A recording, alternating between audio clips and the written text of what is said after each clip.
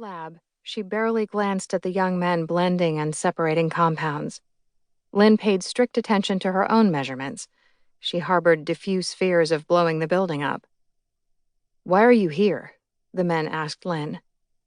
It could have been intended as a compliment for a pretty woman under artificial lab lights, but the words had a hectoring edginess.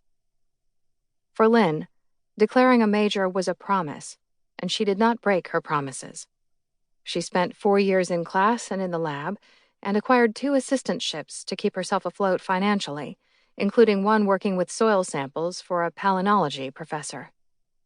Lynne was good at extracting 100-year-old pollen from soil. It impressed her that pollen could not be destroyed and would always provide a map of the past.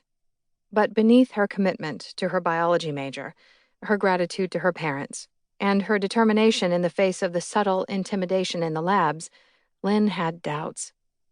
Sometimes she wondered what she was doing, what she was preparing for, especially as she learned about the world outside of upstate New York.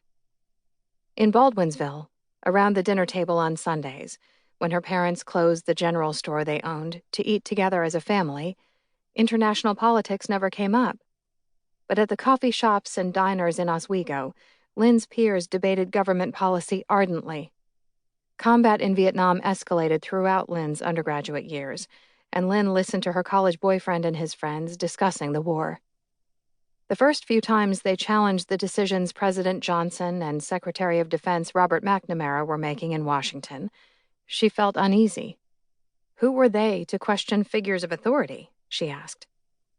They were male college seniors in the United States, they answered. Their draft numbers and the end of their deferment upon graduation entitled them to question the government. Around the country and the world, in West Berlin, Sweden, Mexico City, students had begun to protest a war that, Lynne learned, had never been declared a war by Congress. Now she realized that covert American intervention in the region went back decades, to the Second World War and the decolonization that followed, separating Vietnam into North and South. Communism ruled in the USSR-allied North. A nominally democratic regime ruled in the South. American interest in the region centered on natural resources, Vietnam's tin, tungsten, and rubber, and the fear of what President Eisenhower had called a decade earlier the falling domino principle. Between school and jobs, Lynne had little time to read newspapers. But she listened as her boyfriend honed his arguments, incorporating information gleaned from local and national newspapers and his political science coursework. He and his friends drained cup after stained coffee cup during heated debate. 2 perspectives on the American troops that flooded into South Vietnam emerged. From one angle, American aid to the democratic half of a split Vietnam represented the nation's commitment to helping the residents of a small, poor country resist a communist insurgency.